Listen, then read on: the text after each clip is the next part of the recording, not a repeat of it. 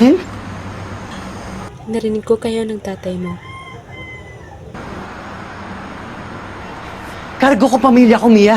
Labas ka na doon. Naisip ko, but you have to move on. Move on from what? From everything that's keeping you from moving on. Bakit? Ano bang alam mo sa nararamdaman ko? Alam mo ba kung anong mga pinagdaanan ko? Hindi. So stop acting like you know my pain. Stop acting like you own it. Pwede mo sabihin sa akin kung kailan ako mag-move on. Kahit si Celine. Kahit si Celine nakasama ko sa lahat na alam ang lahat. Hindi pinakilaman yung mga desisyon ko.